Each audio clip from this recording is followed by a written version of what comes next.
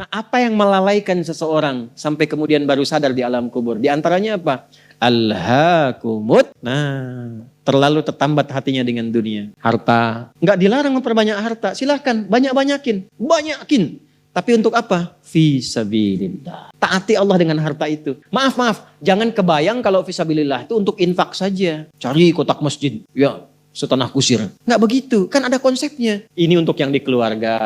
Bagaimana kenyamanan di rumah. Bikin rumah yang nyaman sehingga punya musalla. Ya. Anak-anak sekolahkan di tempat yang mengenal Allah. Tingkatkan kualitasnya. Pakai untuk umrah. Pakai untuk haji. Lihat saudara-saudara di samping. Setelah itu lebarkan. Baru ada babnya lagi. Setelah orang tua, saudara, kerabat, ada anak yatim. Baru dibuka untuk umum. Itu ada petanya. Nah sekarang pandai-pandai dengan harta. Antum menghitung kebutuhan sebulannya berapa. Tabungan pemetaannya berapa. Nah, yang lewat dari situ, itu titipan Allah, bekal antum untuk mendapatkan ridhonya. Sebelum diambil, antum gaji 30 juta, kebutuhan rumah tangga 15 juta, tabungan 5 juta. 10 juta itu bekal tabungan antum tuh akhirat. Maka babnya keluarkan di Quran. Apa bab ibadah lewat harta? Tunggangi itu. Jangan terlalu bergantung. Nanti begitu meninggal baru sadar. Mau balik lagi nggak bisa.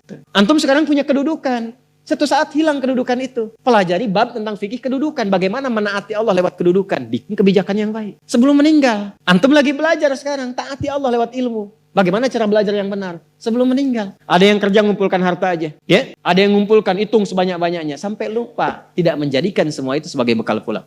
Selanjutnya. Al-Adiyat ayat 9. Afala ya'lamu idza bu'athira ma fil qubur. Wa hussila ma fis. Tuh. Ini untuk pelaku maksiat. Yang banyak berbuat maksiat. Apa nanti nggak malu dan nggak khawatir kalau itu diungkap di alam kuburnya? Silahkan Anda tutup-tutupi saat di dunia. Tapi kalau nggak ditobati, di alam kubur akan terasa.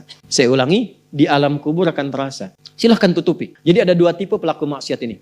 Yang pertama, pelaku maksiat yang menutupi kemaksiatannya, tapi tidak tobat. Ya, awas, ini tipe pertama. Yang saya maksudkan pelaku yang tidak tobat ya, bukan yang tobat. Jadi pelaku maksiat, dia sadar dia maksiat. Dia bisa tutupi dari manusia, tapi dia pilih nggak tobat. Nah ini nanti akan diungkap di alam kubur dan diberikan satu muqaddimah azab nerakanya. Yang kedua, pelaku maksiat yang sadar dengan maksiatnya dan secara terbuka dia bermaksiat karena merasa kuat dengan menunaikan atau mengerjakan perbuatan maksiat itu. Ya. Nah itu dua tipe seperti itu. Turunlah kemudian surah Al-Adiyat ini salah satunya. Afala ya'lamu idza bu'athira ma fil qubur. Wa hussila ma fis, akan diungkap satu saat. Kalaupun Anda tutupi. Tapi bagi yang terakhir, perhatikan baik-baik. Bagi yang merasa nyaman dengan kekuatannya, baik itu kedudukan ataupun harta, sehingga terang-terangan berbuat maksiat dan merasa tidak ada yang mampu untuk mencegahnya, itu saat masuk kuburnya langsung ditampakkan neraka pagi dan petangnya. Di surah Ghafir, surah ke-40, ayat 46. An-naru yu'raduna 'alaiha ghuduwan wa 'ashiyya. Hati-hati, ya, hati-hati. Wa yauma taqumus sa'atu adkhilu ala fir'auna asyaddal adzab. Jadi orang-orang yang maaf sekali gemar mengumpulkan harta hanya untuk pamer saja, untuk mengoleksi dunia. Tak pernah punya visi hidup untuk pulang, maka mesti hati-hati. Alhaakumut takats. Orang yang maksiat terbuka enggak mau sadar mesti hati-hati, ya, karena cara pulangnya itu berbeda. Teruskan. Quran surah Al-Infitar ayat ke-4. 3. Kan 8 ya semua ya. Wa idzal quburu bu'thirat. Al-Infitar ayat ke-4. Apabila yang dikubur itu sudah terungkap, terbuka semua. Maksudnya selesai, terbelah. Ini kiamat. Jadi dikubur pun enggak selamanya, ya. Ada yang pengen abadi di alam kubur? Tidak, enggak selamanya, ya. Jadi kalau yang nikmat di alam kubur tadi, kan diberi kenikmatan ya. Kenikmatan pembuka. Itu cuma muqaddimah aja, Pak, Bu. Insyaallah nanti kalau sudah masuk kubur, ya, insyaallah mudah-mudahan dimuliakan. Itu kalau dapat kemuliaan, itu cuma pembuka. Itu cuma pembuka saja. Muqaddimah saja. Diberi kenikmatan melimpah, enak, istirahat, nyaman dan macam-macam, ya. Itu cuma pembuka aja. Nanti satu masa selesai di situ. Wa idzal quburu bu'thirat. Selesai semuanya, balik kita ke alam lain, puncaknya ke akhirat. Nah, ayat ini Al-Infitar ayat yang keempat ingin menegaskan di alam kubur pun tidak abadi, pindah. Oh, berarti yang pelaku maksiat tadi menyimpulkan, enggak apa-apa kan cuma sementara mimpinya bangun. Iya, Cepi. Cuma saat bangun lebih dahsyat. Jadi yang dimimpi keluar semua. Ya. Terus Quran surah Abasa, ya, surah 80 ayat 21. Baik, pelan-pelan. Kalau tadi kan sudah diungkap ya, di kuburnya bagaimana, nikmatnya bagaimana, bahayanya bagaimana yang mengancam. Nah, sekarang kita akan masuk ke kubur tidak? Akan masuk tidak? Nah, maka di Abasa ini diingatkan. Quran surah 80 ayat 21. Tsumma amatahu fa'aqbarah. Orang yang hidup itu satu saat pasti akan diwafatkan. Kalau sudah wafat akan dikuburkan. Di semua kita tidak ada yang bebas dari penungguan di alam kuburnya. Tadi tunggu.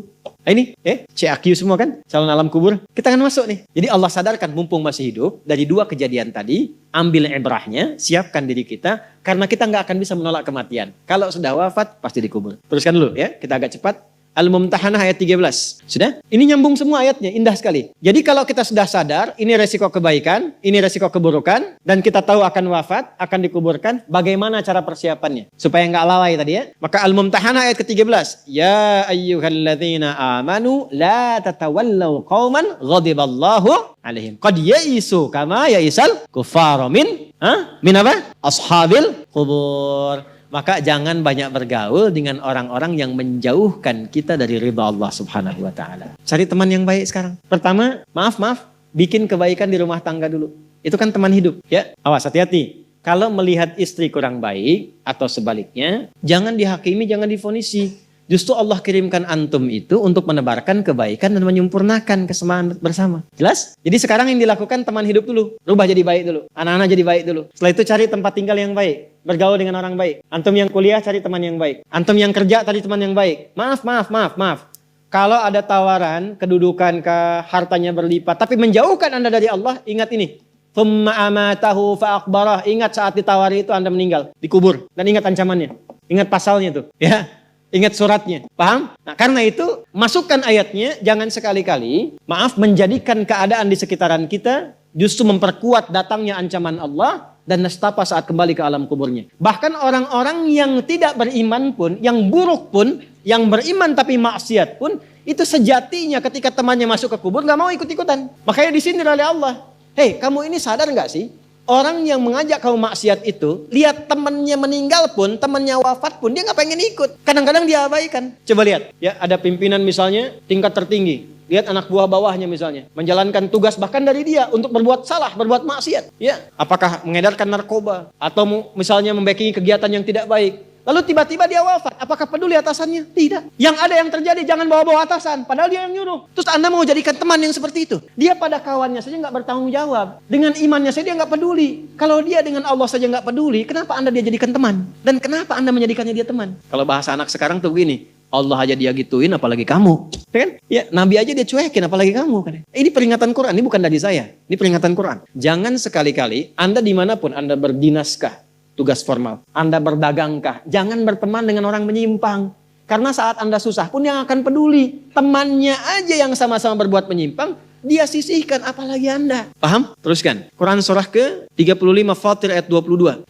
Wa ma yastawil ahya'u wal amwat. Innallaha yasma'u man yasha wa ma anta bimusmi'in man fil qubur. Kalau Anda masih belum sadar juga, kata Allah, hei, kamu ini masih hidup, masih punya harapan, masih punya bekal. Kalau sudah meninggal, nggak sama keadaan orang hidup dengan wafat. Mumpung kamu masih hidup, karena kalau sudah meninggal, temanmu yang meninggal pun kamu nggak bisa dengar suaranya. Cuma saya yang tahu keadaan di alam kubur. Karena saya tahu, kata Allah, dan saya punya Rahman dan Rahim, dengan sayang saya sampaikan kepadamu. Karena sayang saya. Ibu maaf, kalau ada anak misalnya, ingin berbuat menyimpang, ibu cegah tidak? Kenapa? Karena ibu sayang. Karena itulah ibu saking sayangnya, maaf jangankan anak lahir, di dalam saat dikandung pun bukankah dijaga dari yang mafsadat, dijaga dari yang merusak. Ibu kalau sedang mengandung, mau nggak makan makanan yang kotor, makanan yang merusak? Tidak kan? Kenapa? Karena sayang kepada bayi yang dikandung, janin yang terkandung.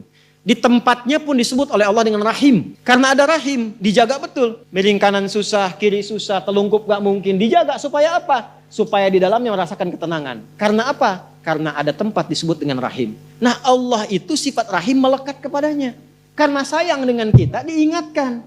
Bahasa bebasnya gini, karena saya sayang engkau dengan rahimku. Karena saya cinta kamu dengan rahmanku. Jangan sampai masuk kubur, kamu tersiksa, kamu nestapa. Karena beda antara hidup di dunia dengan kehidupan di kubur. Mumpung masih hidup, cari bekal. Karena engkau tak mampu mendengar apa yang terjadi dalam kubur. Jadi kalau tadi Allah sampaikan jangan bergaul dengan yang begini, jangan terlena dengan yang seperti ini, itu karena Allah sayang dengan kita. Itu saja. Jelas ya? Ya, jadi kalau nggak sayang nggak akan mungkin diingatkan. Teruskan. Al-Hajj ayat ke-7. Yang ketujuhnya Al-Hajj ayat ke-7. Wa anna sa'ata atiyatun la raiba fiha wa anna Allah yab'atsu man fil qubur. Tapi jangan khawatir, sekalipun engkau masuk ke alam kubur, kata Allah, karena sayang, aku pesankan berbekal dari sekarang. Di alam kubur aku penuhi nikmatku kepadamu. Tapi itu cuma sementara. Besok-besok selesai aku bangkitkan semua kalian. Aku tepati janjiku untuk memberikan surga kepadamu. Karena itulah orang yang baru mau meninggal dalam sakaratul mautnya, kalau benar dia mengikuti apa yang Allah pesankan dari ayat-ayat tadi, maka Allah berikan pendahuluan sebelum masuk kubur. Ditampakkan bahkan surganya di hadapannya, dimasukkan dalam golongan hambanya, ditenangkan saat wafatnya. Ya ayyatuhan nafsul mutmainnah, irji'i ila rabbika radiyatan fadkhuli fi wadkhuli. Nah, jannahnya ditampakkan. Terakhir, At-Taubah ayat 84. Quran surah At-Taubah ayat 84. Kalau ada orang yang tidak peduli dengan peringatan ini. Ini 7 ayat nih, itu pesannya. Ini bukan ilmu taati ya, untuk mengingatkan saja. Kadang kita sulit sih, tapi kalau antum ngambil jurusan yang sama, itu insya Allah mendapatkan kenikmatannya. Contoh begini misalnya, kenapa ada ayat di Quran itu jumlah bilangannya sama, serupa dengan lawannya. Malaikat disebutkan 88 kali, setan disebutkan 88 kali. Nah, lawan tugas malaikat itu setan. Malaikat membisikkan kebaikan, setan memprovokasi keburukan. Jumlahnya sama. Karena setiap hari pun kita nggak akan bebas dari 2 bisikan itu, baik atau buruk. Nah ini, kenapa ayat pengingat alam kubur dan kehidupan dunia 7 kali? Salah satu pesannya adalah karena kita 7 hari beraktivitas selama hidup di bumi itu. Maka diingatkan setiap hari. Maka setiap hari itu mesti ingat kematian. Sebelum tidur istighfar, siap nggak bekalnya, lihat temannya, selamat nggak keluarganya. Ya, maaf, izin maaf sekali. Saya berulang kali minta maaf nih. Ya, berulang kali. Ada seorang suami soleh, istrinya soleh luar biasa. Satu kali suaminya karena kelelahan, bangunnya agak terlambat. Biasanya jam 3, ini setengah 4 bisa. Itu istrinya bangunkan sambil bersenandung. Pak, saya cepat bangun Pak. Perjalanan kita masih panjang. Sedangkan ajal semakin mendekat. Sedangkan para musafir sudah punya banyak bekal di depan kita. Kita mesti nyusul mereka. Bangun Pak. Itu Masya Allah kalau pakai bahasa Arab indah sekali. Pak, ajal itu mendekat kepada kita. Sedangkan perjalanan masih panjang. Teman-teman kita sudah di depan, bekalnya banyak sekali. Maksudnya apa? Teman-teman kita sudah ada yang hafal Quran, sholatnya nggak putus, malamnya banyak tahajud, puasanya nggak putus, sunnahnya dikerjakan. Kita ini, ya Allah, mau bangun tidur aja susah ya Allah. Mau tahajud aja susah. Sementara ajal datang semakin dekat. Pak bangun Pak, bangun Pak. Takutnya kita meninggal malam ini. Kita nggak bisa menyusul teman-teman kita yang sudah di depan. Itu istri bangunkan suaminya. Ada lagi yang suami mau kerja dibisikin istrinya. Pak, jangan sampai cari yang haram ya. Papa nggak bawa apa-apapun ke rumah di hari ini.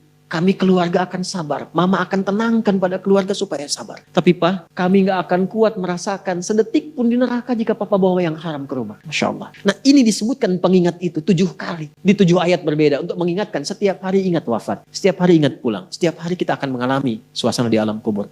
Jangan sampai meninggalkan dunia dalam keadaan yang terancam. Kalau masih gak sadar juga dengan pengingat ini, muncul ayat ke-8. Muncul ayat ke-8. Di At-Taubah.